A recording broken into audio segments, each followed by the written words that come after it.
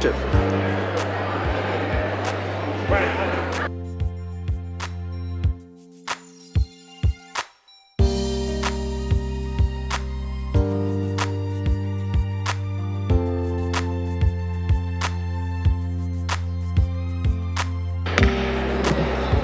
Madam Clerk, please call the roll. Griffin. Here. Bishop. Oh, I'm sorry. Bishop. Conwell. Gray. Hairston.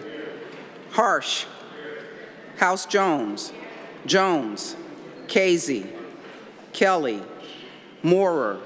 McCormack. Polensik. Santana. Slythe. Spencer.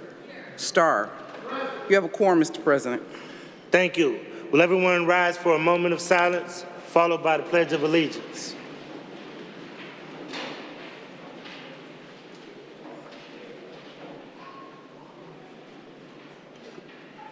Thank you. I pledge allegiance to the flag of the United States of America and to the republic for which it stands, one nation, under God, indivisible, with liberty and justice for all. I make the following statement. This meeting of Cleveland City Council is a lawful meeting. Under Section 605.04 of the Codified Ordinances, no person with purpose to prevent or disrupt a lawful meeting shall do any act which obstructs or interferes with the due conduct of such meeting. Members of the public are invited to speak only under the rules set by this council. Disruptions, including but not limited to speaking out of turn and making loud noises and loud utterances, are in violation of the rules and interfere with the due conduct of this lawful meeting. Such disruptions may constitute a misdemeanor and a violation of Section 605.04. Anyone who disrupts this lawful meeting in violation of the codified ordinances commits misdemeanors and is subject to prosecution. The following is the first and only warning. If this meeting is disrupted, I will gavel a halt to the proceedings and direct the assembled officers to escort any person participating in the disruption out of the chamber. Once persons participating in this disruption are outside of the chambers, the officers will close the doors, and the disruptors will be handled as directed by the Director of Public Safety. The council proceedings will not begin again until those that participated in the disruption have left the chamber and the chamber doors are closed. Disruptors will not be allowed back in the chamber after the meeting resumes. Again, this is the first and only warning. Madam Clerk, please dispense with the journal. By Councilmember Conwell, that the reading of the minutes of the last meeting be dispensed with the journal approved. Seconded by Councilmember Spencer. Thank you. We'll move to public comment. I would once again ask for all of the council members to turn around and acknowledge the speakers, and I will ask all of the speakers to acknowledge your time. When you see yellow, that means to begin wrapping it up. When you see red, that means to abruptly end. We are going in the order of people that have called, and we will begin with public comment. The first person that we have is Janice Pohl from Euclid to talk about CMSD proposed calendar change, not representing anyone, not being paid by anyone. Janice, you have the floor.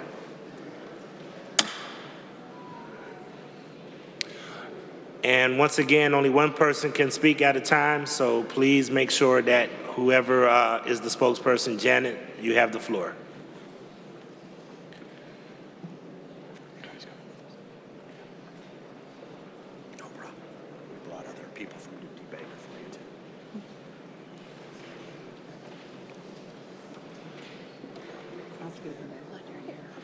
Is Janet?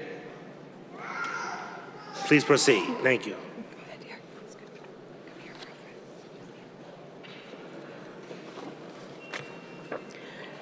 Good evening, members of the council. I am grateful for this opportunity to comment today. My name is Janice Pohl, and I am the mother of 4 children who all attended Campus International School from kindergarten through the 8th grade. Back in 2010, I was so excited about what this new school could offer that my neighbor and I were among the very first parents to register our students for this school. At the time, we considered moving out of Cleveland because we were not sure about the options available. This city, this school, and the International Baccalaureate program gave us a reason to stay. What made this school so special for my children wasn't just the academics. It was how they were taught to engage with the world around them. The IB model encourages students to see themselves as part of something bigger. That takes time to reflect, and time to grow. The extended school day makes that possible. Seeing this impact firsthand, I wanted to be a part of it. I went back to school, got my education degree, and have been an educator in Cleveland since 2011. I continue today in my classroom to see how time gives students more chances and opportunities to understand and to succeed. Please come visit our school anytime. You are all welcome. I know the IB model firsthand. My sons were part of the very first classes at Campus International. Today, Charles is serving our country in the United States Coast Guard Academy, majoring in naval architecture and marine engineering. Eric is pursuing a double major in pharmacy and Mandarin. Both are fluent in Mandarin as a direct result of the IB model. Their paths are very different, but they are shaped by the values that allowed them to become disciplined, community-minded young men. Their success is not the exception. Their success is what is possible when students are given time and an environment that believes in their potential. Parents from across the city are standing with me today. From Glenville to Collinwood to Midtown to Slavic Village, we represent every ward in this city. We are the voters, we are the taxpayers, and we want you to please support what is working for families in your communities. At Davis High School, students are NASA interns, drone pilots, maritime technicians. Douglas MacArthur and John Hay prepare students in law, medicine, education, and sciences. Eliminating the extended day punishes schools that show what success looks like in our city. Forcing a single unified calendar would dismantle a program that is thriving and keeping families in this city. It risks destroying CMSD's 3-star rating. We have something that is critical to families and communities, yet we are now considering taking this apart. That is so short-sighted. Please invest in our future. Every child deserves this. Pulling back now would cost far more than minutes. Time. What you choose today will determine our tomorrows. Thank you.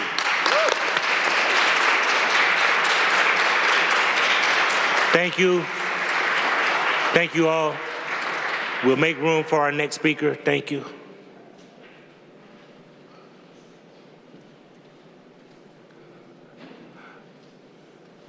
All right, next we have Antoine Chairman Fahim Tolbert from Buckeye Woodhill. Topic is COINTELPRO 2.0.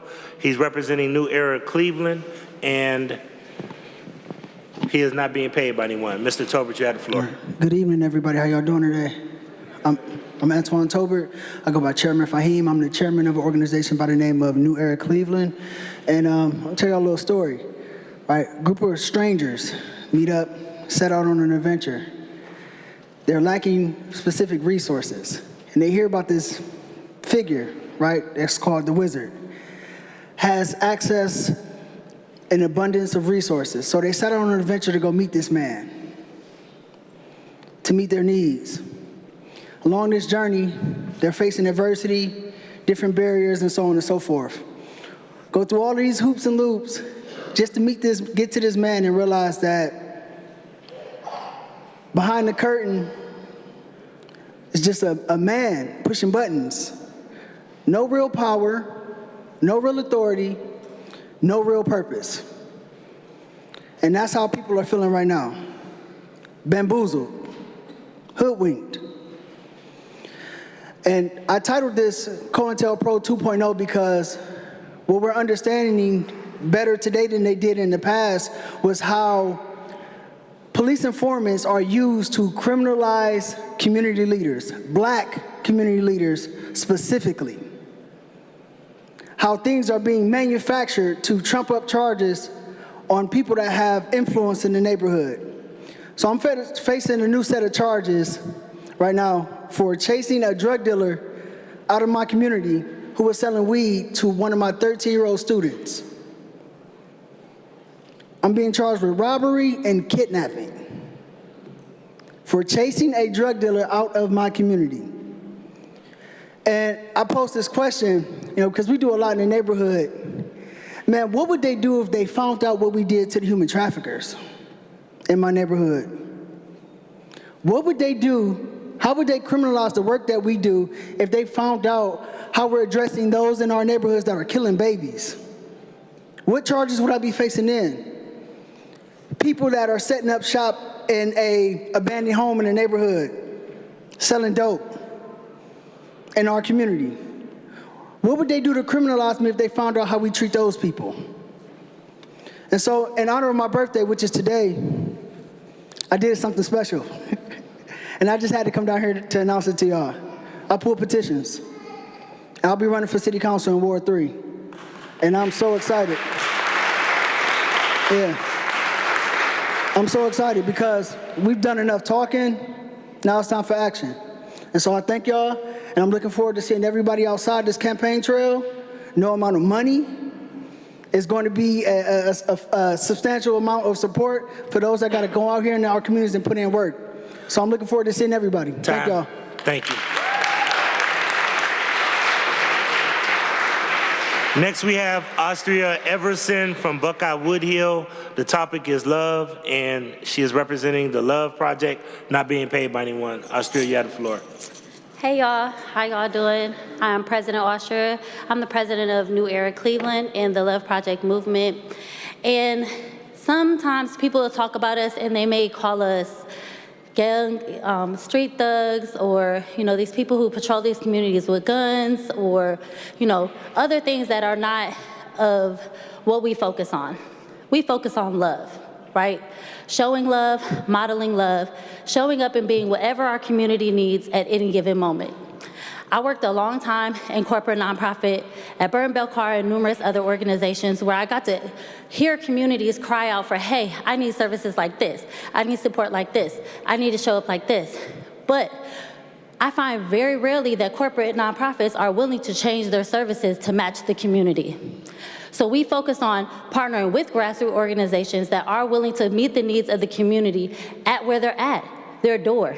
Right? Not being scared to go door to door, but creating a positive atmosphere.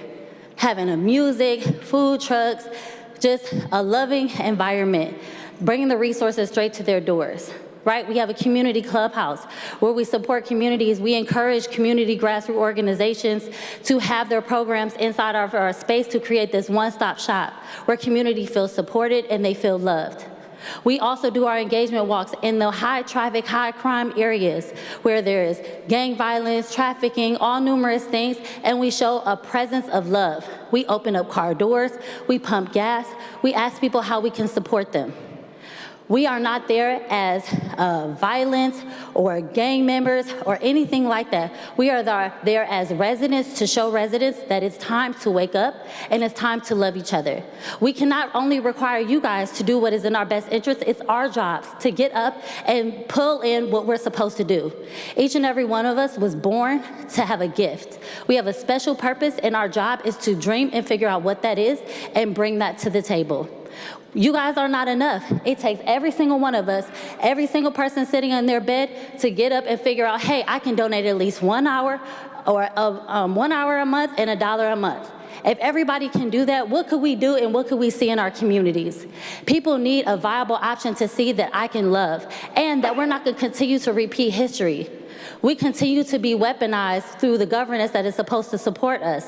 We are looking for partnership. So I encourage everyone to come this Saturday to our Hood to Hood and our grand opening. We will be there from 12 to 9 o'clock at 11713 Buckeye Road in Cleveland. And we encourage all of y'all to let's see how we can work together. How can we support community together? Because we do have the secret sauce.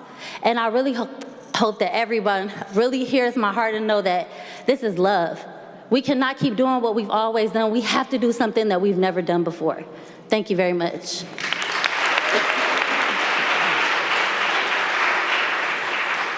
Thank you. Next, we have Mark Thomas. Mark Thomas is from Ward 16, West Park. They're here to talk about public safety, police, and the Cleveland Prosecutor's Office. He's not representing anyone and not being paid by anyone.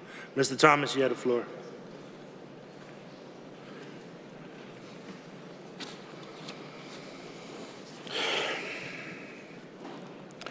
My name is Mark Thomas, and I'm here today to demand justice for me, for my fiancée Kelly Slobodian, and for our community. What's happening in West Park is a disgrace. Mr. Casey and his council's silence is clear complicity.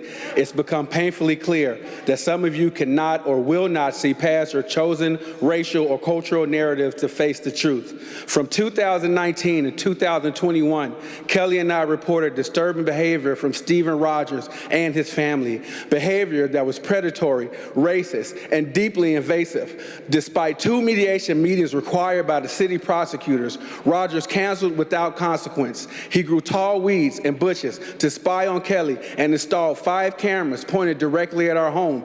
This harassment and stalking has been going on for over a decade. In 2021, despite having a past rape charge, Rogers has allowed to obtain a gun permit. That same year, he brandished a firearm in front of Cleveland police, but faced no arrest. He continued to threaten me with the gun on video and still no consequences and no charges. In 2024, he actually shot me in the back, and City Prosecutor Akilah Jordan still didn't indict him.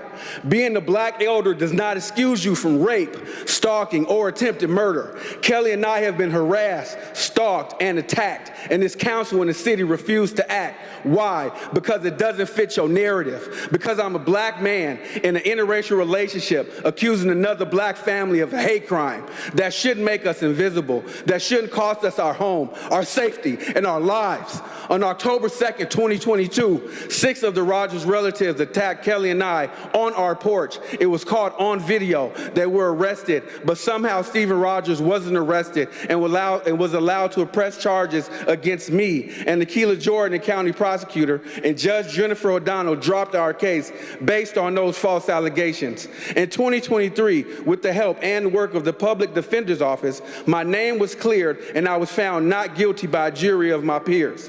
What is happening in Cleveland is about power, corruption, and cowardness. Stephen Rogers and Marco Periandri are using their family's influence to shield their abuse and create a racially toxic and unsafe environment. They're filing false police reports while violating housing codes and stalking us in plain sight.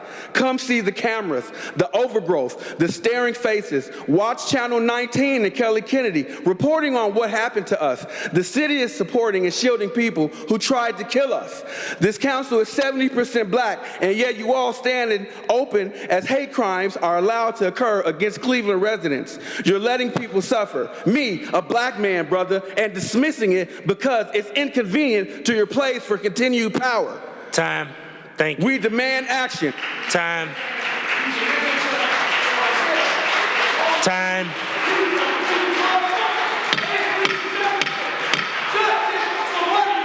Time. Thank you. Time. Next we have Terry Wong. Terry Wong is from Ward 3.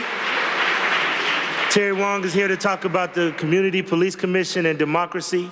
Terry Wong is not representing anyone and not being paid by anyone. Ms. Wong, you have the floor. Thank you, Council, for the chance to speak.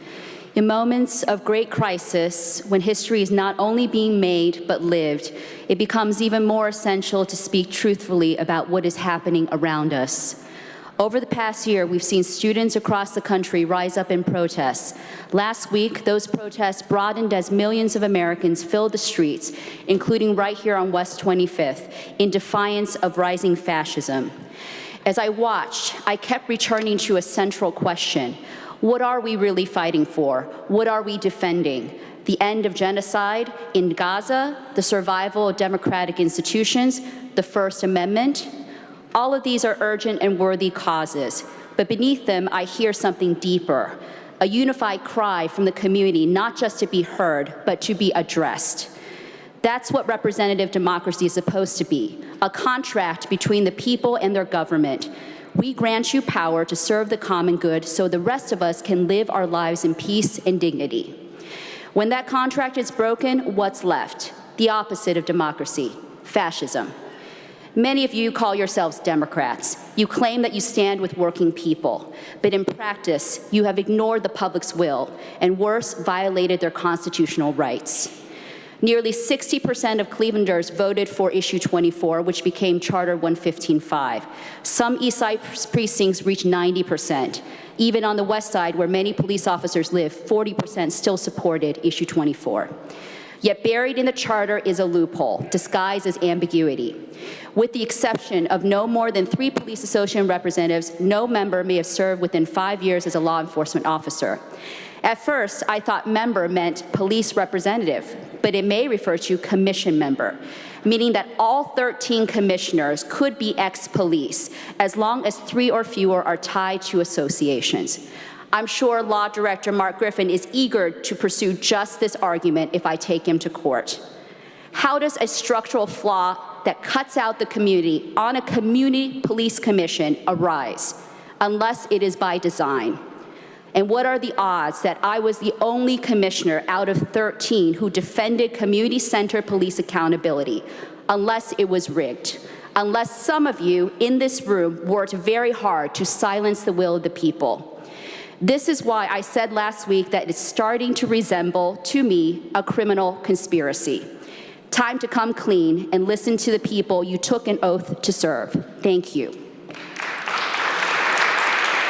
Next, we have James Jermalik. James Jermalik is from Parma.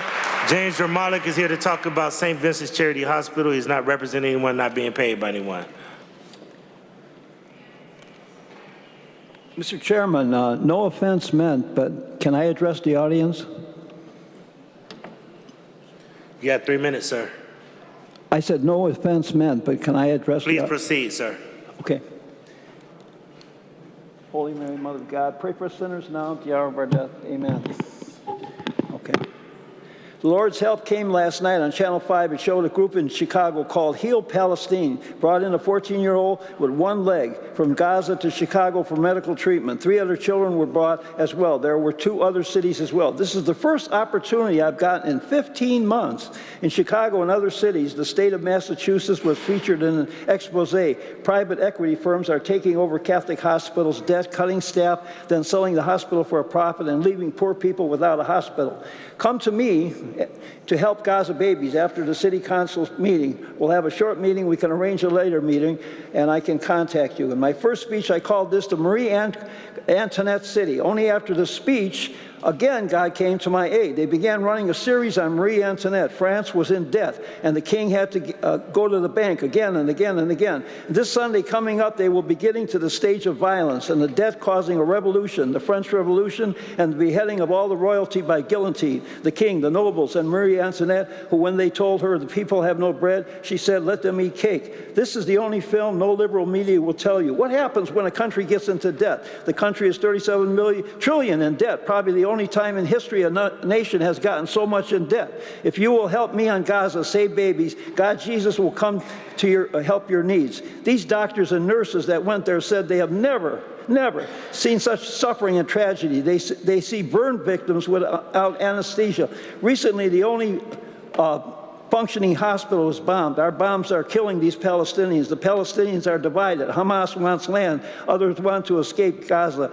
It's we Christians who should help them if they wish to leave. I can't imagine a mother wanting her baby burned to death by an American bomb. The American Revolution came over taxes. Florida and other states are going to put it on the ballot to eliminate property taxes. If you help me on Gaza, then here's a group. You could put it on the ballot to end property taxes. What a blessing. A Catholic hospital heals people, doesn't bring death. It doesn't do abortion, sterilization, sex change, euthanasia, or dispense contraceptives. It does good for the poor. You'll only get help when you organize. Here's your only chance. Instead of billions for a stadium, condominiums, and walkways for the rich, instead of $60 million a year and a $34 million multi-year contract for a football player, instead of Cleveland, the second poorest city, hiking house valuations, 49 cents Cleveland, the poorest of all, East Cleveland having an evaluation hike to 67%, sky-high taxes and foreclosures, instead of Columbus giving a $600 million loan to the Browns owner. In this Marie Antoinette City, you ought to organize. Thank you, sir. Okay. Thank you. Next, we'll have Nikki Hudson. Nikki Hudson is from Coudale. Nikki Hudson is here to talk about 10022 Madison Avenue. She is not representing anyone and not being paid by anyone. Ms. Hudson, you have the floor. Thank you. Good evening, council members. I'm here this evening to speak to you again about Ordinance 791, 2024, the spot zoning legislation that would remove the former CVS site at the corner of Madison and West Boulevard from its protective pedestrian overlay district zoning. This legislation would allow a gas station and other currently prohibited uses at this site, which is immediately next to Cadell Park, Cadell Recreation Center, and Marion Seltzer Elementary School, which the community strongly opposed. I've also heard that this rezoning may be an attempt to raise the market value of this property, something that is not just unethical, but is flat out illegal. Not long after this legislation was temporarily pulled last fall, an Axios article reported that the city was hoping to build a new fire station at this site, which was considered by myself and others a huge win for the community. However, a quote in the article by Councilman Danny Kelly saying that the developers would need to be made whole instantly bothered me. These developers purchased the property fully aware of its restrictive zoning, which was admitted by the owner's representative at the Board of Zoning Appeals last summer. In addition, the property owners were able to successfully petition the county and have the valuation reduced from the original $750,000 to the $594,000 it's valued at today.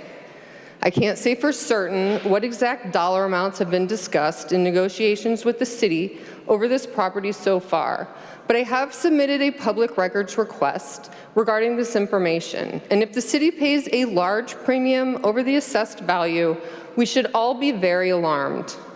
As a reminder, these developers are the same people who stack the deck at public comment with their employees and tenants, posing as community members, acting as concerned members of the community. And we've since learned that they've made a practice of paying people $100 to $200 each to testify at BZA hearings, something they did for a gas station on Miles Avenue that was approved by the BZA on December 2nd, 2024. This is blatant corruption. Many of you may have been following the unfortunate downfall of former Councilman Bashir Jones. It was stated that Jones was the 7th Cleveland City Council member in 20 years to be convicted of corruption-related charges. That's one every 2.85 years. I guess we're due. I urge all of you to reject this legislation, whatever its motivation may be. Thank you.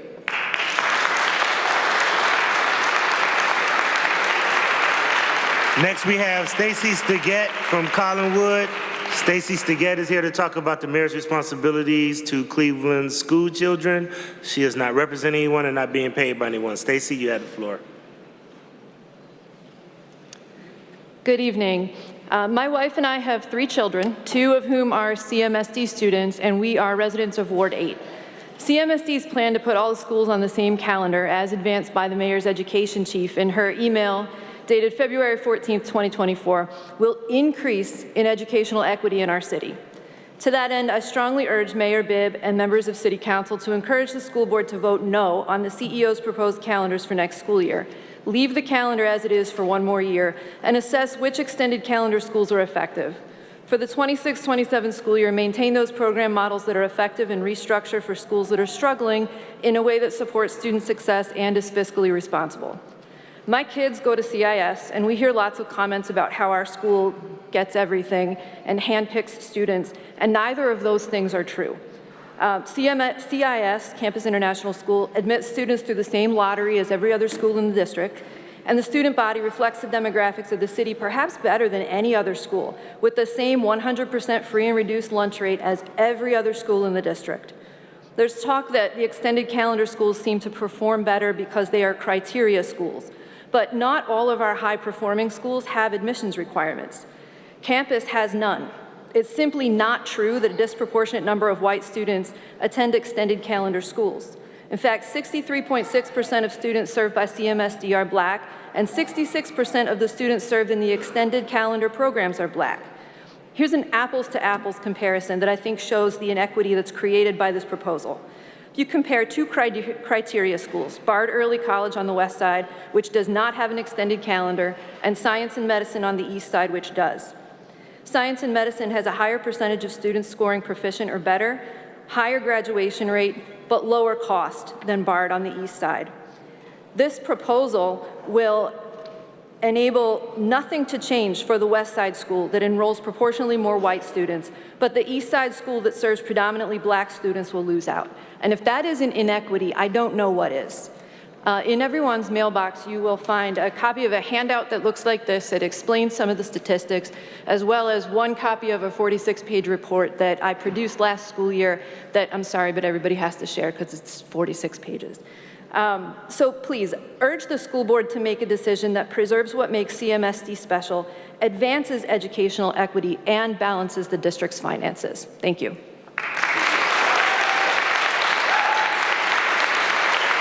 Last up, we have Ms. Moon. Ms. Moon is from Glenville. Ms. Moon is here to talk about motivational speaking and leadership. She represents the GAB Media, and she is not being paid by anyone. Is Ms. Moon here? Ms. Moon? Ms. Moon going once. Ms. Moon going twice. Thank you. We'll move on to communications. Madam Clerk, please share communications.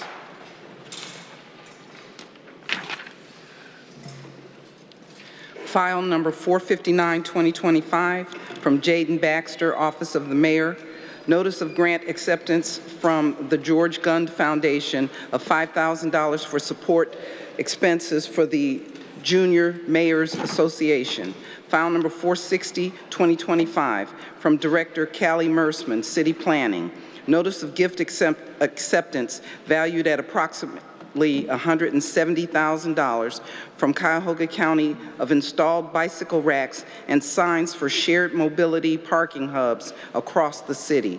File number 467, 2025, from Michael Deemer and Board of Directors of Downtown Cleveland Improvement Corporation. Pursuant to Ohio Revised Code, Chapter 1710, in connection with proposed expansion of the Downtown Cleveland Special Improvement District, amended articles of incorporation, new services plan, and executed petitions of property owners.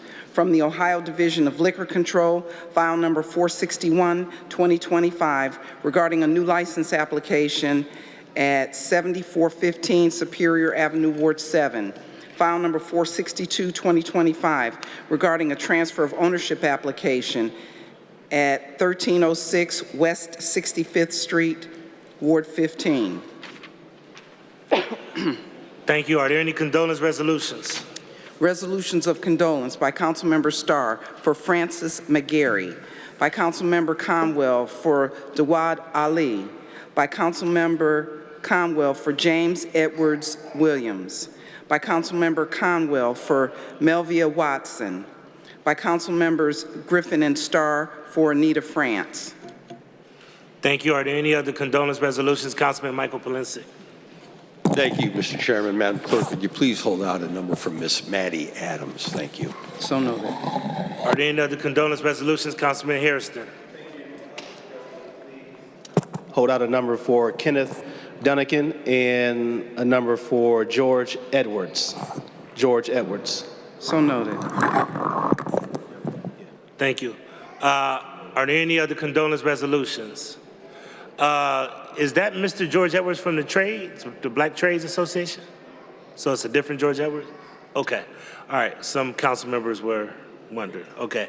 All right. Will council members please rise for a moment of silence?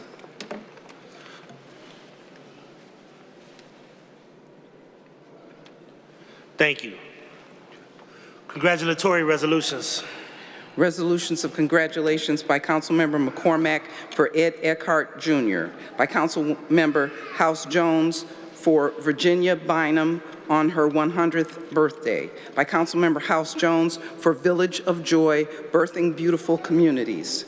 Resolutions of recognition by Councilmember Jones for Elaine Golston, by Councilmember Casey for Tyler Matthew Soden, by Councilmember Griffin for National Drinking Water Week, by Councilmember Griffin for National Public Works Week. Thank you. I'm going to ask, we're going to move to presentations, but I'm going to ask with all of the presentations if we could be as brief as possible. We have 3 different presentations, so I really need everyone to show as much brevity as possible. I always believe in making sure that we have the CMSD children first because we know it's a school night, so they do have to get out of here. So if we could we open up the door for the state runner-ups for the basketball team for the Glenville. Coach Brian Ottrix.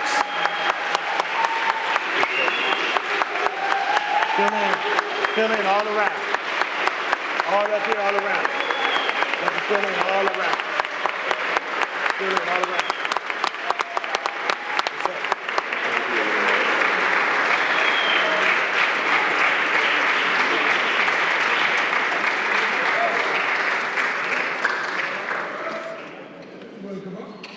I got a red tie.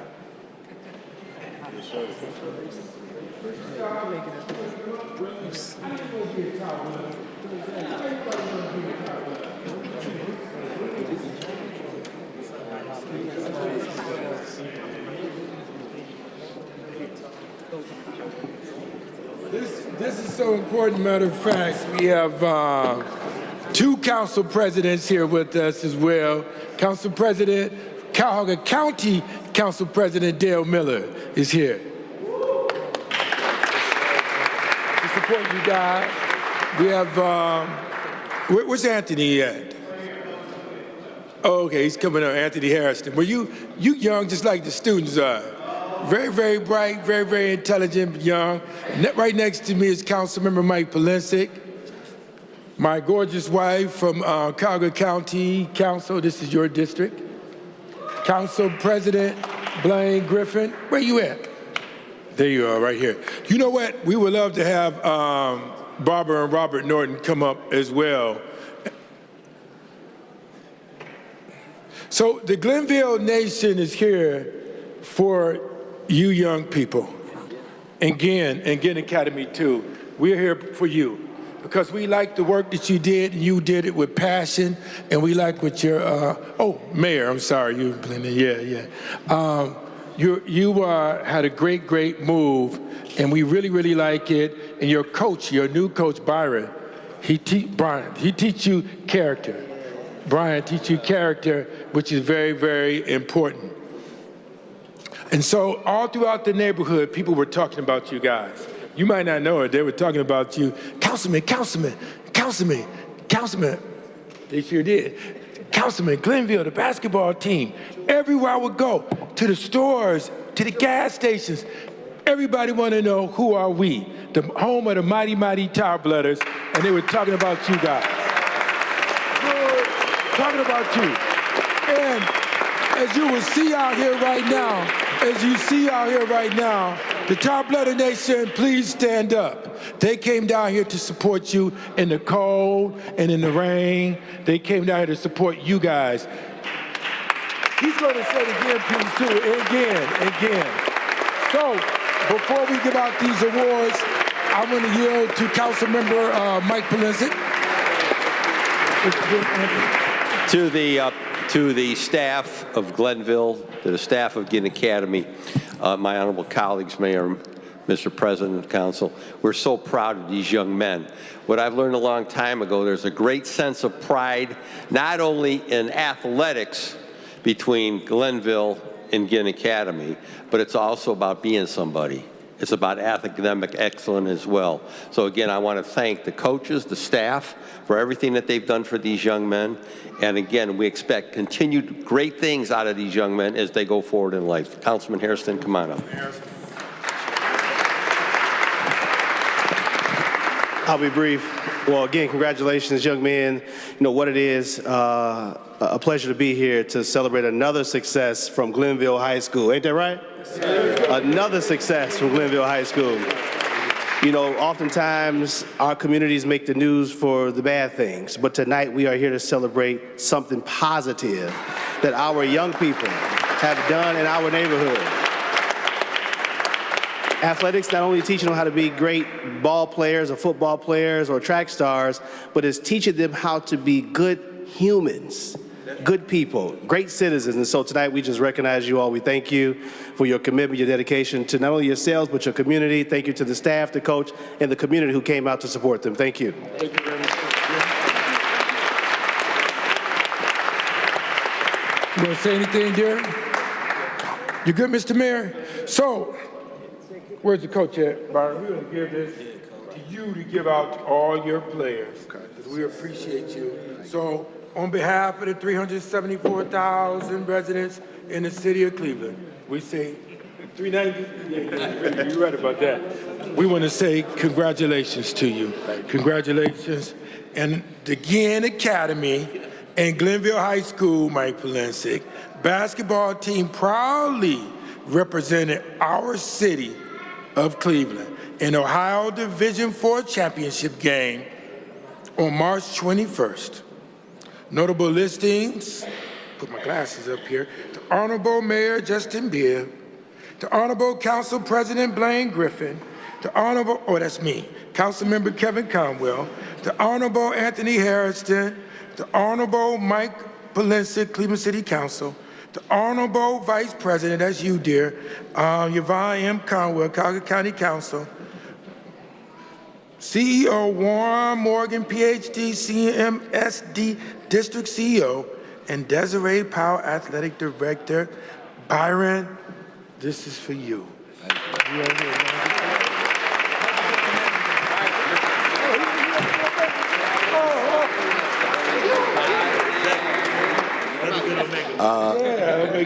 I just want to thank everybody. Thank Councilman Conwell and everyone, Councilman Polensik for this. Thank you to our administrators, Ms. Holloway, Ms. Malone, Mr. Holmes, Mr. Davis, Ms. Powell, Ron, everybody at CMSD that supported us. Just thank you for our support. Like he said, you know, there's a lot of things that happen in our community, and we're just proud that we can be, you know, give you guys something in our community, something to celebrate, something to be proud of, and we're going to continue to strive, you know, for that greatness from here on out. But thank you so much for your support.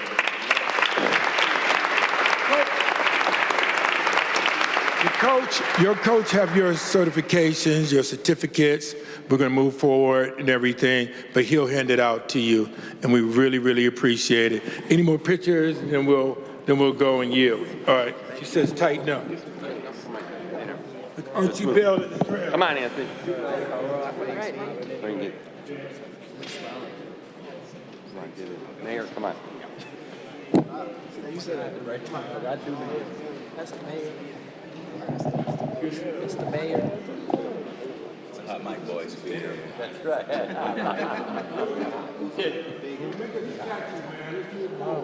Big.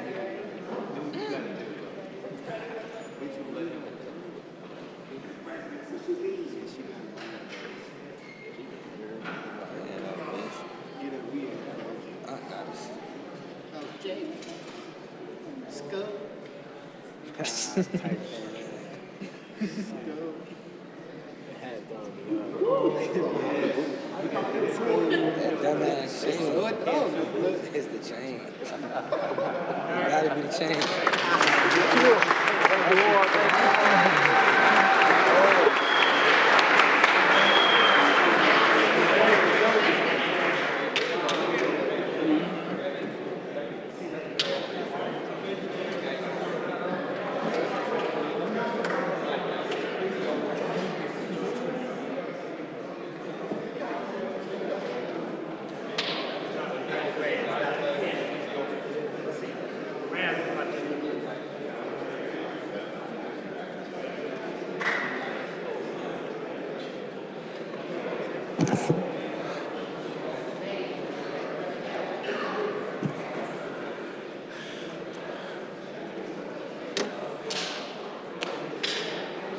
All right, we have another presentation I'm gonna bring up, if we could, Mr. Brian Casey.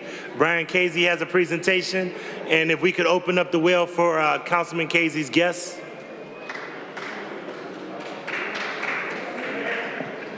Councilman Casey's guests, and also the fire department and police department figures that are here. Mr. Norman, if you want to escort them up. Yeah. Carrie, JR, come on up.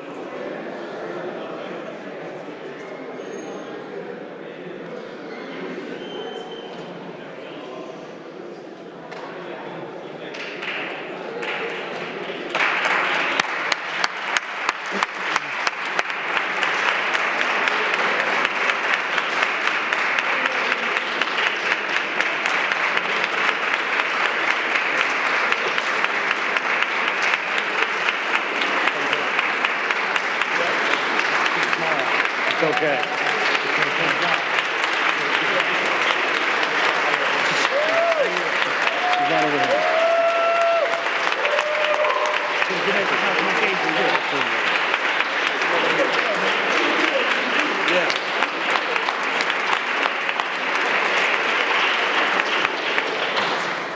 Mr. President, we just talked about CMSD and molding kids into good individuals. Today we present to you a very heroic individual, a guy who displayed courage, and we really run out of words to describe you. So on March 28th, I was actually down here at City Hall, and I got a phone call from Carrie Adams from the police department saying, "You'll never guess what just happened."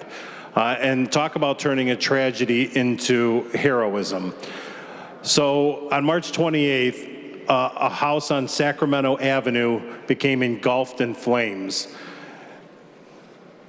Tyler Sowden, who's the young man right next to me, actually smelled the smoke and heard somebody crying for help.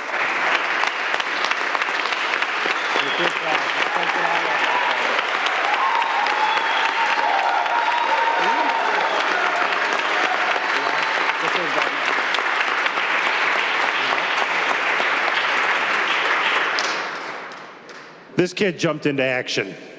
He grabbed himself a ladder, approached the burning house, put the ladder on top of the roof of the house, climbed up the ladder himself, was able to save a 10-month-old baby, a 7-year-old, 10-year-old, and a mother. Outstanding.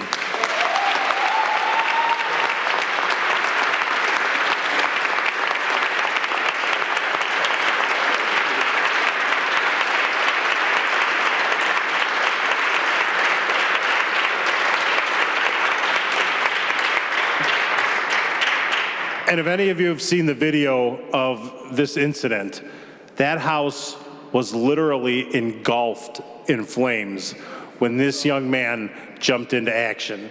So we're going to present you with the resolution from the city, but there's a little bit more to the story, even though they did not want recognition.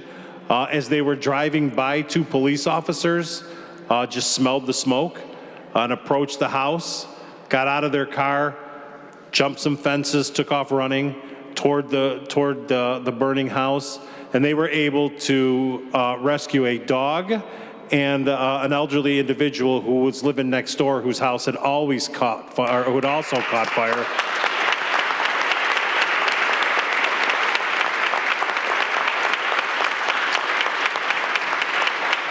So for that, we also want to thank Carrie Adams and J.R. Bellamy.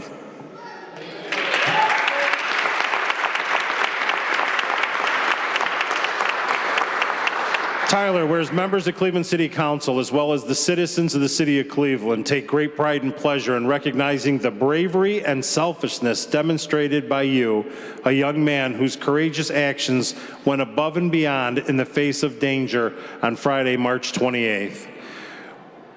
Whereas Tyler, demonstrating extraordinary composure and presence of mind, grabbed his own ladder and rushed to the scene where he discovered the 3 individuals. Selflessly placing the ladder against the house, Tyler assisted all 3 individuals one by one to safety. Your quick thinking and heroic actions exemplify the best qualities of courage, compassion, and responsibility, qualities that we hope to instill in future generations as an example of what it means to be a true community leader. Actions that you displayed reflect the invaluable lessons that you've learned, especially from your parents who had taught you the safe use of the ladder. allowing you to perform such the courageous and life-saving act. Tyler is the beloved son of Brittany Cart, cherished grandson of Cheryl Cart, caring brother to Annabelle, your Annabelle. And the bravery is a testament to the values instilled in you by your family and the community. I don't know what else more to say except thank you for being you. Thank your parents who are here with you as well. Thank your sister. Lord knows, yeah, fine. You know what? How about a nice round of applause for his sister who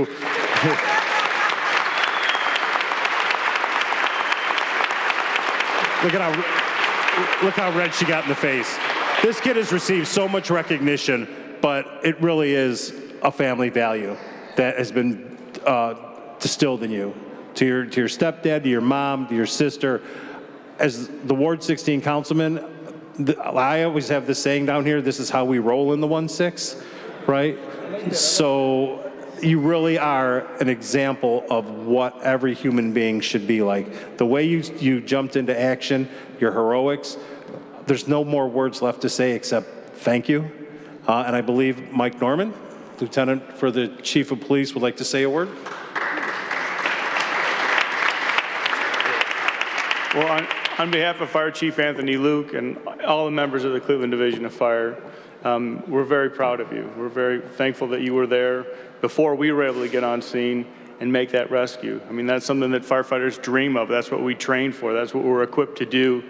And for you to be there before we were even able to get on scene, that's outstanding. So congratulations. You were well deserving of all the praise.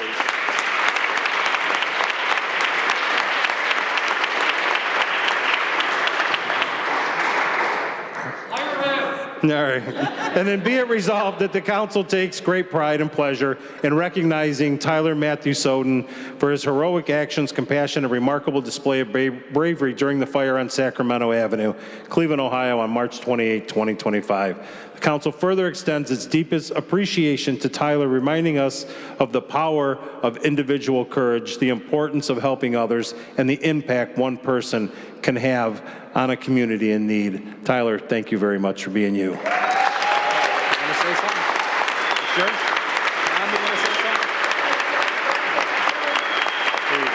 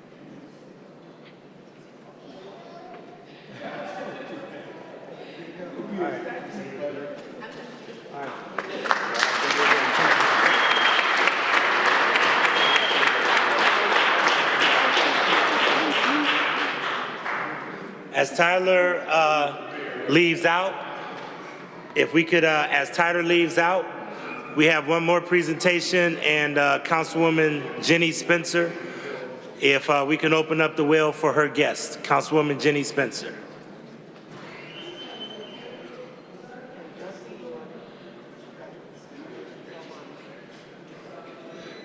If we could make room for Councilwoman Jenny Spencer's area.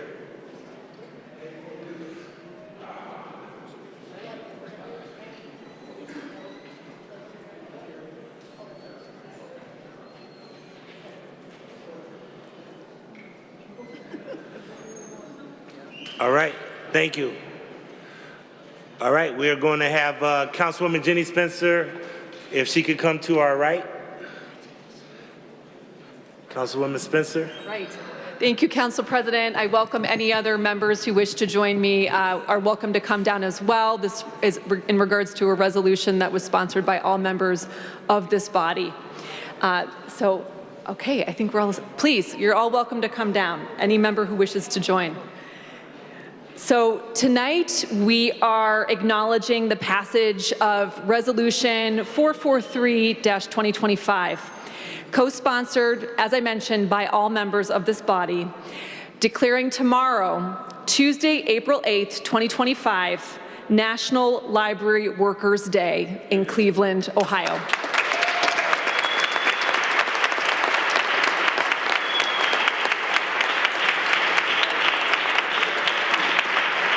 As the resolution reads, Cleveland Public Library serves as a cornerstone of knowledge and opportunity, providing essential resources and programs that empower individuals to live, learn, and thrive in the 21st century. And National Library Workers' Day is an initiative of the American Library Association Allied Professional Association to highlight the dedication and contribution of library professionals. Joining all of us up front here in the well are Terry Metter, Eric Walker, Allison Collins, and Anna Fulmer. Please, let's take a moment, we're already doing it, to applaud these outstanding library workers and all those library workers who could not be here this evening.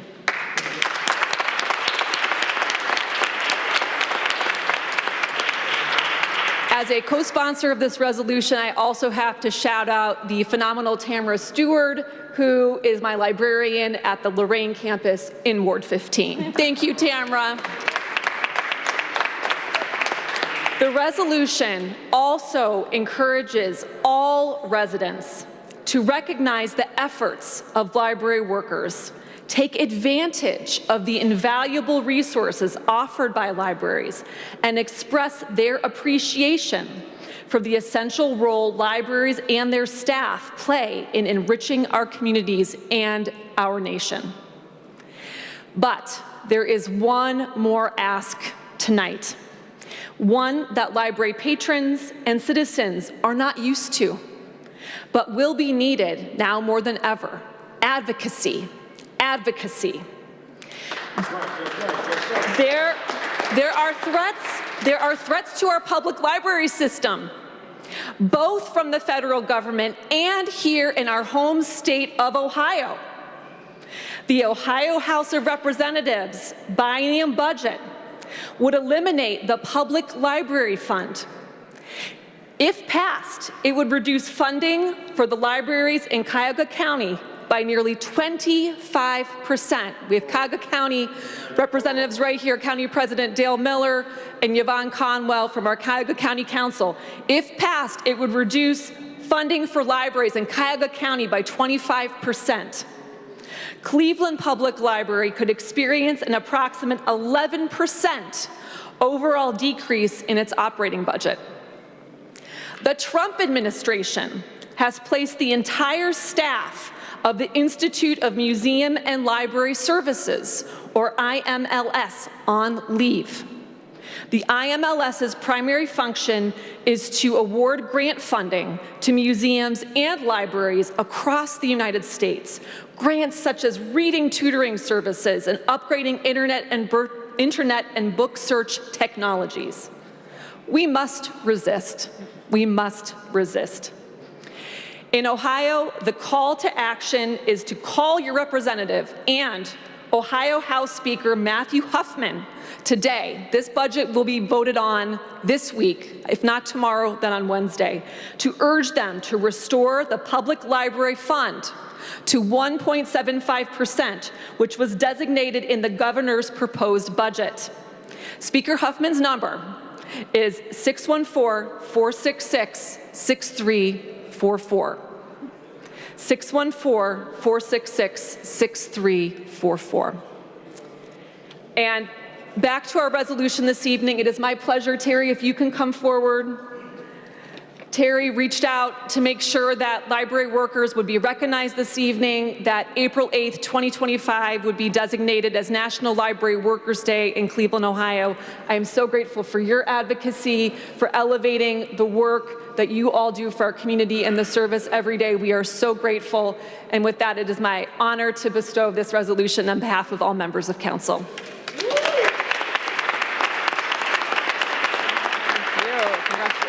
You want to say a word? You want to take a moment to say a word? You're welcome. All right. Okay. All right. We'll do a quick photo. Thanks, everyone.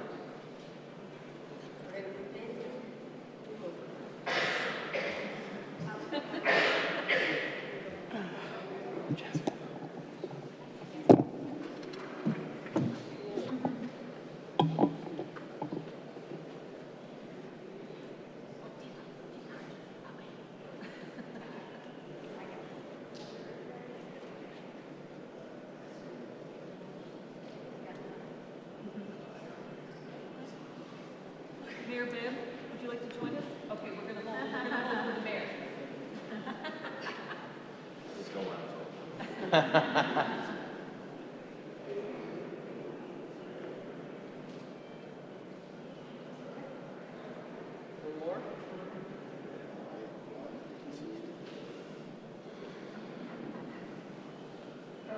All right. Giving their speed. Jimmy, you're giving their speed.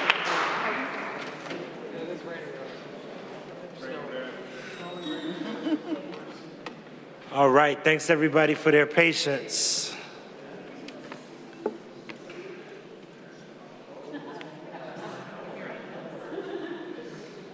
If everybody could talk to them outside if they could, as we can move outside the chambers. Thank you.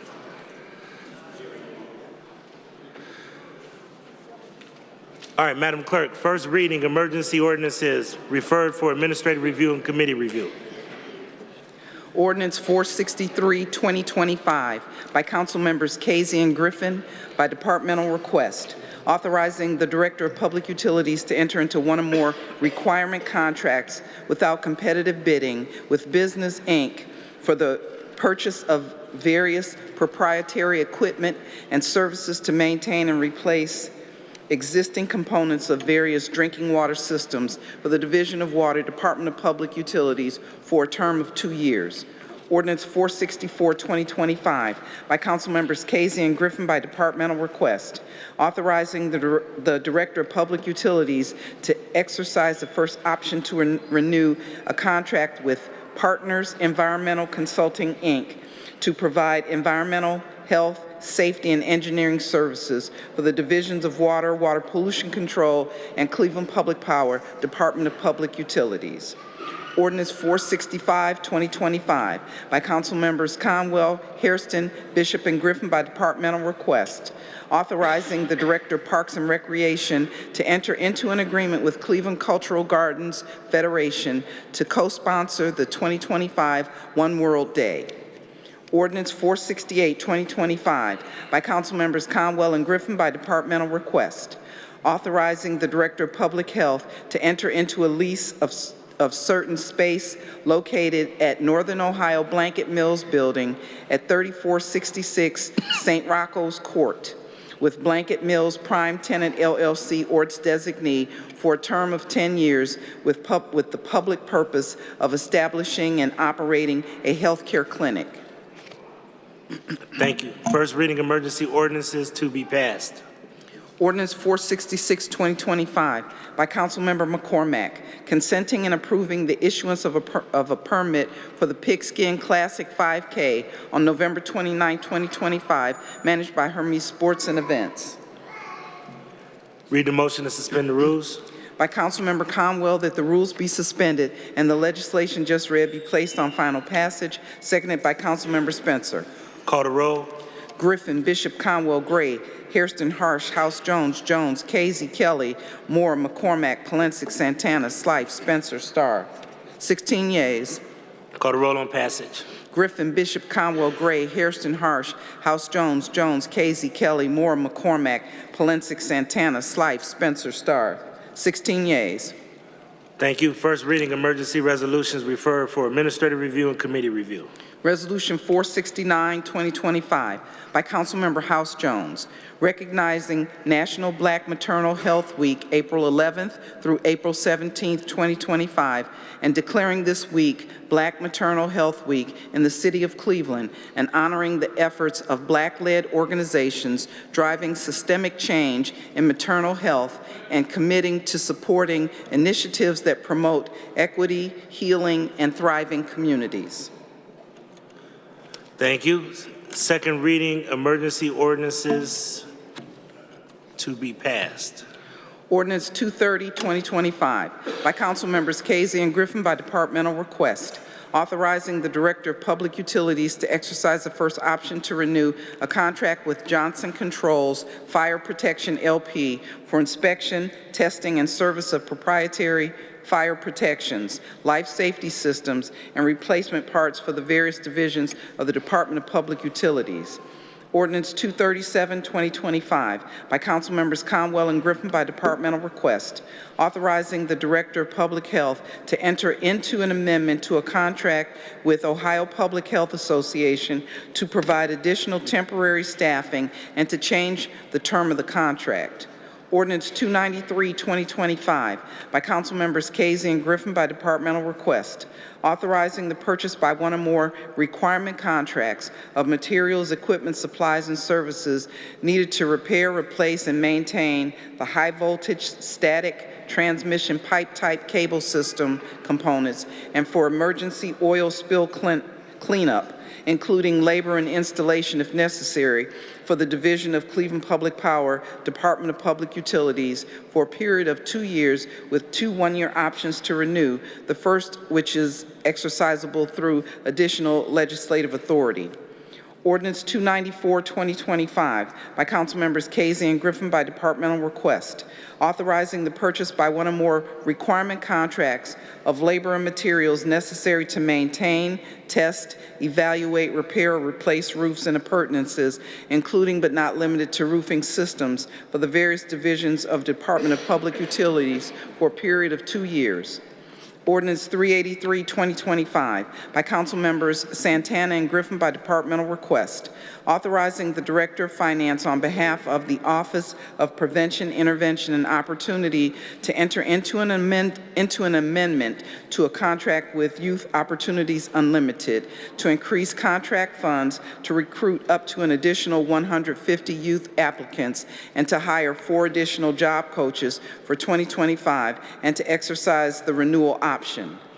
Ordinance 422, 2025, by Council Members Conwell and Griffin by departmental request, authorizing the Director of Finance to enter into an amendment to a contract with Diligent Canada, Inc. for audit management software and as a service or audit management software and other services for the Department of Finance to extend the term of the contract for a period of 3 years.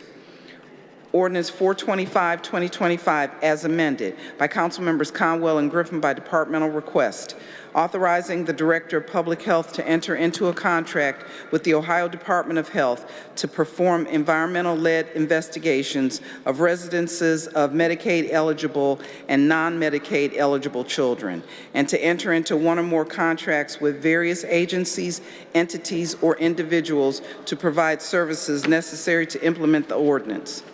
Ordinance 435, 2025, by Councilmember House Jones, to supplement the codified ordinances of Cleveland, Ohio, by amending Section 12749 relating to funding for certain items for the Cleveland Commission on Black Women and Girls. Thank you. Read the motion to suspend the rules. By Councilmember Conwell, that the rules be suspended and the legislation just read be placed on final passage, seconded by Councilmember Spencer. Call the roll. Griffin, Bishop, Conwell, Gray, Hairston, Harsh, House, Jones, Casey, Kelly, Moore, McCormack, Polensek, Santana, Slife, Spencer, Starr. 16 yeas. Call the roll on passage. Griffin, Bishop, Conwell, Gray, Hairston, Harsh, House, Jones, Casey, Kelly, Moore, McCormack, Polensek, Santana, Slife, Spencer, Starr. 16 yeas. Thank you. Second reading, emergency resolutions to be adopted.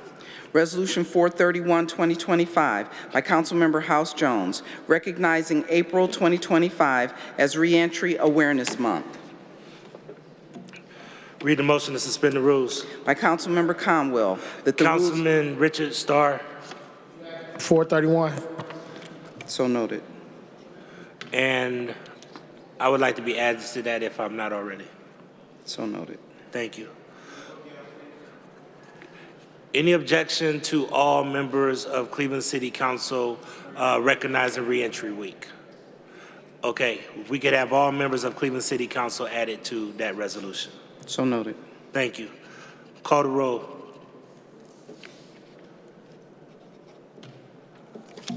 Griffin, Bishop, Conwell, Gray, Hairston, Harsh, House, Jones, Casey, Kelly, Moore, McCormack, Polensek, Santana, Slife, Spencer, Starr. 16 yeas. Call the roll on adoption. Griffin, Bishop, Conwell, Gray, Hairston, Harsh, House, Jones, Casey, Kelly, Moore, McCormack, Polensek, Santana, Slife, Spencer, Starr. 16 yeas. Thank you. We'll move to introductions. I want to make sure that, I know that we mentioned them earlier, but Council President, Cuyahoga County Council President Dale Miller, I think he left, as well as County Councilwoman Yvonne Conwell. So I want to acknowledge both of them if we could. Want to acknowledge a great group of women, as you see them in the beautiful purple that they're wearing. The National Council of Negro Women, if they could please stand.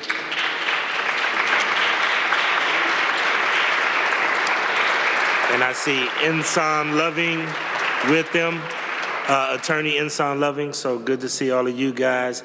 Want to acknowledge my friend, and he's a great reporter, Larry Gardner, who is with Voice It Radio, and Larry actually lost his mom, Anita France, so I want to acknowledge Larry Gardner, if he could please stand.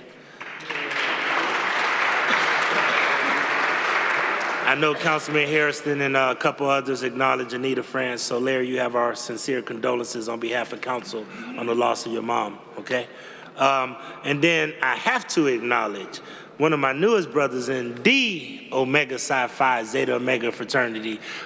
We call him old school, but y'all might know him as Robert Norton, with him and his wife Barbara Norton, if they could please stand.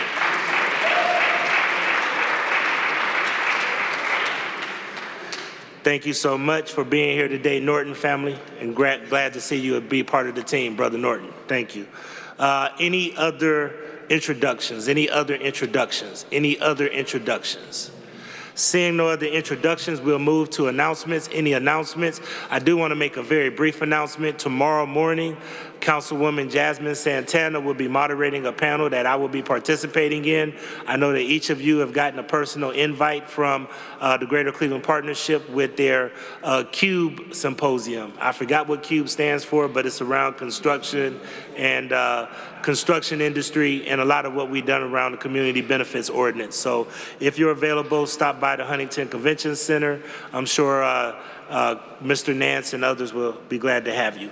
Any other announcements? Any other announcements? Any other announcements?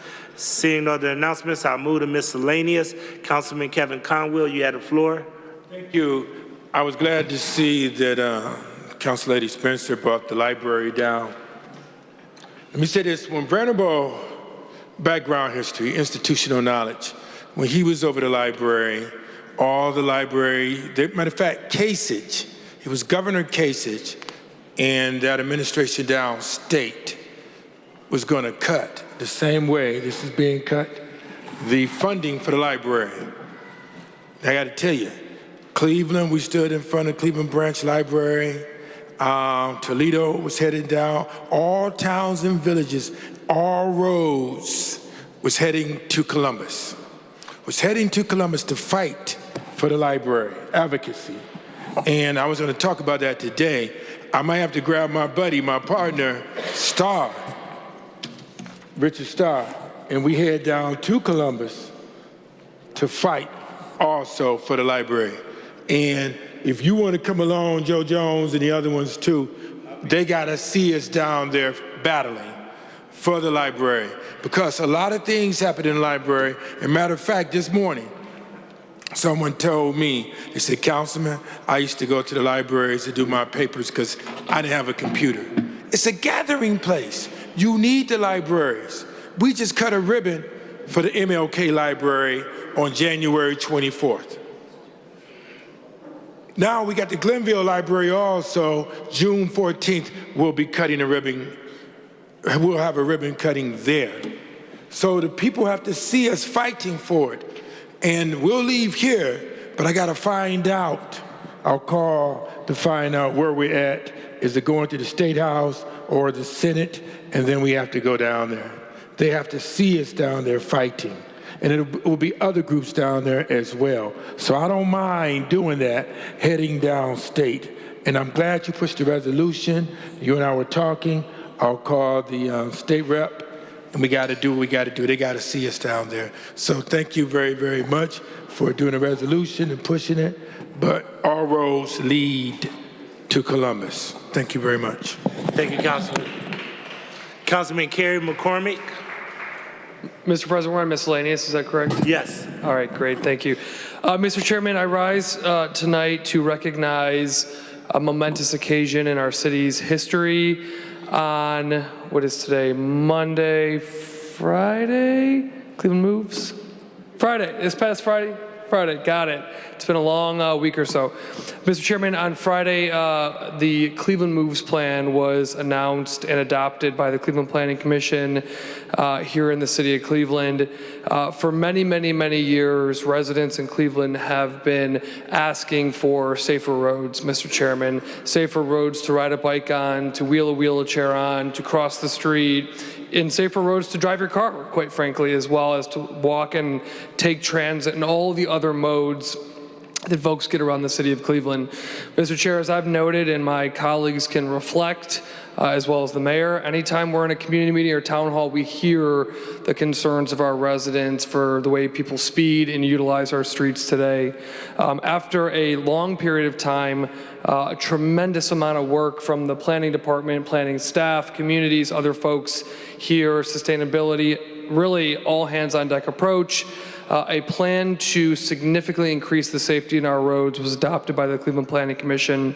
Mr. Chair, I want to acknowledge the mayor and Planning Director Mersman here, who even prior to her time as director was very much hands-on this approach.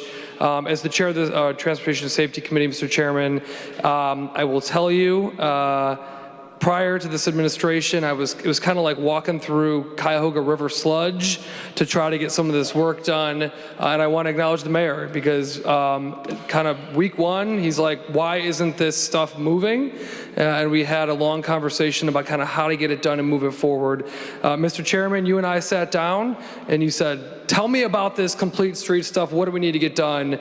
And you as well got behind it too as the council president. So beyond passing the complete streets ordinance, beyond launching some of these really important elements like speed tables and bike lanes, as well as collaborating with RTA on great projects. A comprehensive plan was put together, tons of community outreach was also deployed throughout the city of Cleveland, and we're at a point now where we can adopt that plan and launch it into the future of Cleveland, Mr. Chair, so that our babies going to school, our seniors crossing the road, folks on bikes, transit, and driving cars too, can get around this city safer. We can reduce traffic deaths and crashes throughout the city of Cleveland and build a holistically safer and better city to live in, Mr. Chairman. So again, I want to thank the mayor. I want to thank you as well. Our Transportation and Mobility Committee is too, that got an update on this plan a few months ago, and the mayor's team and all of the community members, Chair, that came out to neighborhood meetings, that came out to community centers to talk about what they wanted to see in their city and how to get around safer. So I wanted to mark this occasion, congratulate all those involved, and I look forward to the implementation process in the future. Thank you. Thank you. And thank you for leading around all of that multimodal infrastructure that we've been doing. And I know that that's always been a passion of yours, so thank you for showing leadership. Councilman Joseph Jones has asked for extra time. Councilman Jones. Mr. Chairman, thank you. To the mayor of the city of Cleveland, to my colleagues. I just want to take the time to do just a little bit of house cleaning at first and then want to get into the main subject. The first thing, I'm very disappointed. I'm very disappointed that, can you hear me okay? I thought the mic was working. Are you sure? Because I can hear him up here. Use Bishop's mic right here in the front. It seems to be working. You got it? Can y'all hear me? Councilman. Yeah. My mic is working. Now, come on, Vakita. I'm just messing with you. I know. I'm very disappointed, Mr. President. First Energy had a representative by the name of Ryan Collins. And Ryan Collins was the kind of person who cared. And it's not often you find people in public service who really care about what they do and how they serve. And First Energy got rid of his job, moved him out the way and put someone else in his job. Out of all of the representation that ever came out of First Energy, going all the way back to the 90s, he was the best customer service representative I've ever seen. Go ahead and clap, give it to him. Let them hear that. He took care of our community left and right. And we had some of the hardest problems, and I've talked to Mr. Casey about how we're constantly disrespected in our neighborhood by these utility companies. Can't get them to come out and cut back the vegetation in the back of these people's yards. And then when they do come out, Mr. President, and cut the vegetation in the back of the yards, they leave the stuff there for the older residents to get. And then we got to go and get back on them and make them go and fix it and clean it back up. They wouldn't do it in any other neighborhood but our neighborhoods in the city of Cleveland. And I don't like that. But to fire Ryan Collins and move him out of his job was just absolutely egregious to me as an elected official. Now, I don't know about how the new man is going to work, and I'm going to give him an opportunity. But I just wanted to put that plug in for Ryan Collins. The second person that has been a very great person to us in our office, and I want to say this again, I've sung her praises before, Mayor, is Margaret Jackson. I appreciate the work that she constantly does for us. And sometimes I think, Mayor, I burn her out. But I'm very appreciative of the work that she does for me in my neighborhood. And I want to just also plug our 4th District Commander, Ralph Valentino. I miss him. I miss the customer service. I miss the quick response. I miss him taking care of my people in my neighborhood. And my neighborhood, Mayor, misses our commander, Ralph Valentino. And we would like to see him come back to our community and serve again. He was a great commander. He was the only commander next to the next greatest commander who went on to become the chief of the police department under Jackson and then become the safety director, Mike McGrath. But I've never had another commander like Mike McGrath like I have with Ralph Valentino. I would like for him to come back and start serving our neighborhood again. Our community misses him, and we can see it in the streets. The next one that I want to talk about is our house is on fire. Our house is on fire. And I was waiting to see what some folks will say and what they would do before I start making any comments, because this is going to be a series of comments talking about our house on fire. And I asked last week one of my colleagues, I said, if you get up and say something, then it's going to inspire me to get up and say something. And she had the moxie, and she got up, and she started talking about what's happening on the national level. And we are in the front seat as America and Americans, like it's a TV on in front of us, watching in real time, in our face, the undoing of America and the tearing down of our nation. And I waited, and I talked to some folks, then I heard some of the talk, and I didn't like that talk that I heard But I heard the talk, Mr. President, about don't say nothing. Don't say nothing, just be quiet. Because the black men deserve to get what they gonna get because they voted for this president. Don't talk, don't say nothing. Because the Palestinians marched on the Democrats and was able to allow him to become the next president. Don't say nothing because the Puerto Rican and minorities in the southern states voted in extra numbers and percentages for this president. And now they're being hauled away. And they're being taken away from this country. Don't say nothing. And so I can't stand, because of the nature of what God put in me, to sit down and be silent about the situation, especially hearing about how the state cut funding to our food source here in the city of Cleveland. To see that the state and the federal government are in cahoots of not giving money to our libraries. And then to be a nation, a light for the world, of freedom, of hope. That light that was talked about up on the hill, where if you had any concerns, you could always look and find some refuge in this nation. And to see it turn all the way around, to hear the President of the United States say we're going to stop the funding to the African American Museum because it's un-American. To stand here and watch in real time our allies being turned into our enemies. Real time to see our nation as a rogue nation before our allies and friends. And we're watching trillions of dollars just lightning fast, your retirements, your investments being hit. And it's akin to that fire in the basement, Mr. President, Mayor of the City of Cleveland. It's akin to that fire. Now, one of the things that's amazing, and firefighters will tell you this, is that when that fire starts in the basement, it begins to consume everything.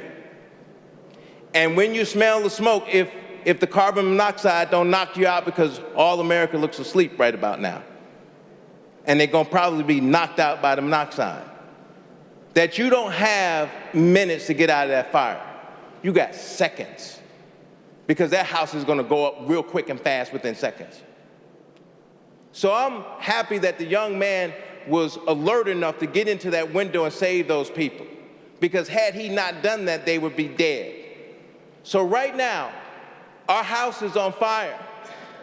All hands need to be on deck, because in just a short moment, you're going to be suffering too, and you're going to be in pain. So what does that mean? That means we have to get out here and organize.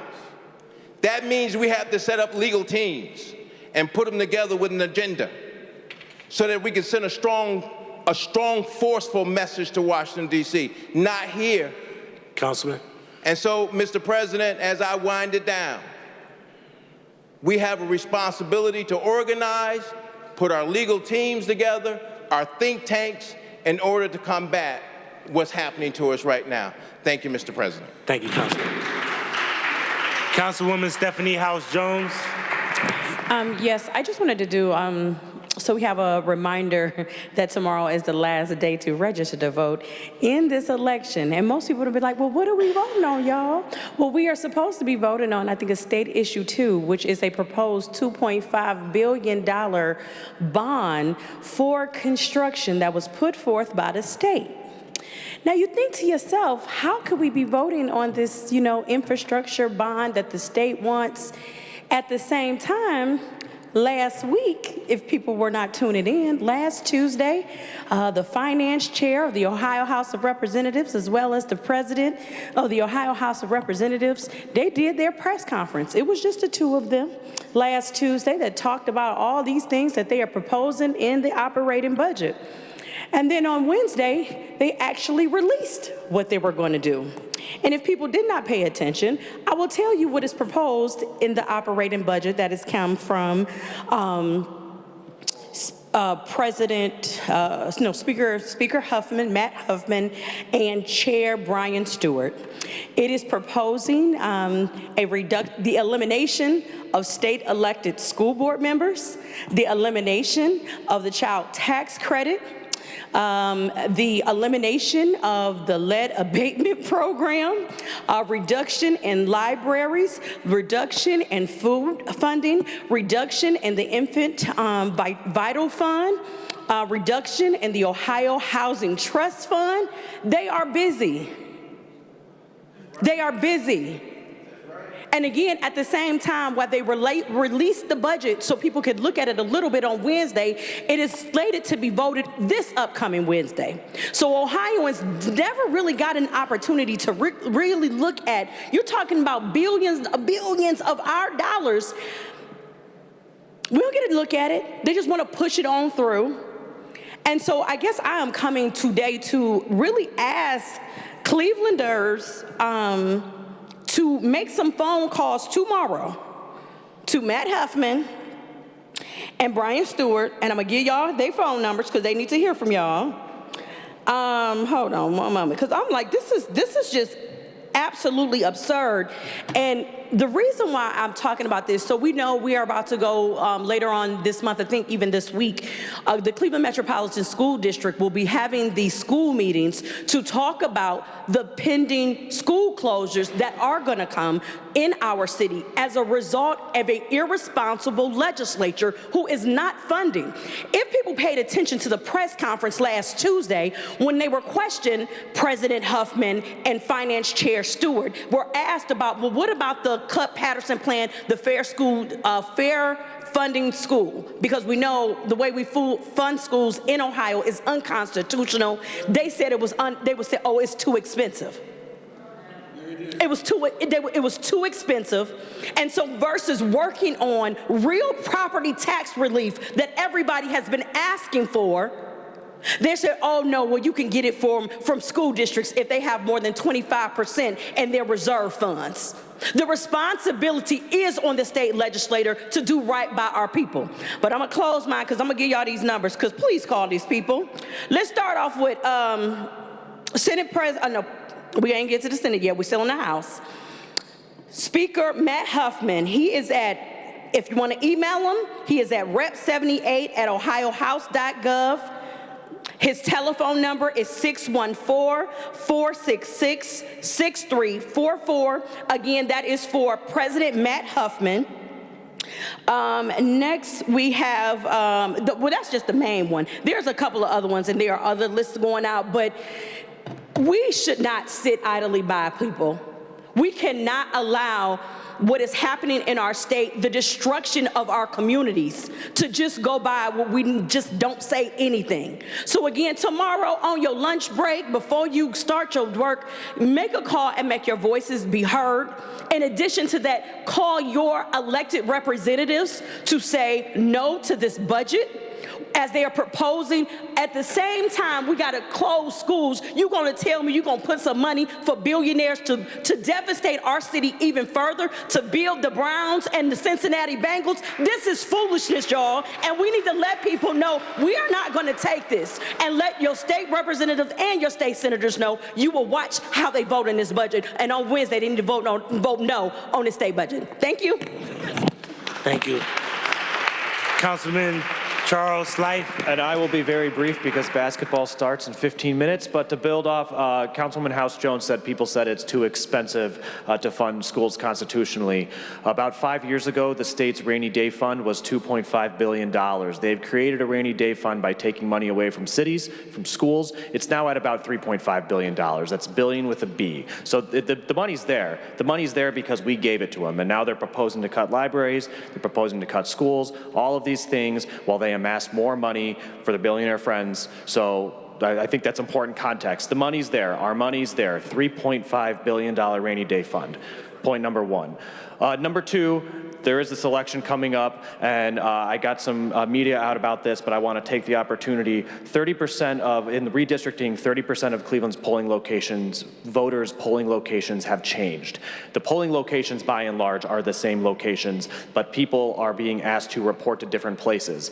The most affected areas are Huff Central and Cam's Corners. Even in a ward that didn't really change much on the margins, very little change in precincts in what I currently represent, Ward 17, 42% of voters have a new polling location. It's literally taking hundreds of people who used to vote at this church and sending them to that church, and then taking hundreds of people from that church and sending them back to the other one. It makes no sense to me. It's done, and I think people are going to show up on voting day or election day, preferably in May, but come September, come November, maybe not until November 2028, and they're going to find out that they're in the wrong spot. And grandma who took paratransit there is not going to be able to get to the new place. And people who have just waited in a long line to find out they're in the wrong location are going to have to get to work. And this is disenfranchisement by any other means. So please, if you haven't looked, you can go online to the Board of Elections. You can pull up your new precinct, click it, and make sure you know where your polling location is. The County Board of Elections said we're going to send out a mailing. Cool. They should do a lot more than sending out mailings, because this is going to be confusing for residents in the city of Cleveland and impacting some of our neighborhoods where voter turnout is already a challenge. This is only going to exacerbate that. So please, if you haven't, to my colleagues, you all know that I'm the Microsoft Excel nerd. I'm happy to run a spreadsheet for you, do all this stuff, but please do all you can to make sure people know that they need to make sure that they've double-checked their polling location before they go to vote in May, September, November going forward. Thank you. Thank you. I did have a brief meeting with the Board of Elections last week. I did ask them to meet with us as a body, so we will be having a meeting in the near future to go over all of that. Madam Clerk, please excuse the absences. There are none. All right. This council is adjourned to the next regular meeting on April 14th, 2025.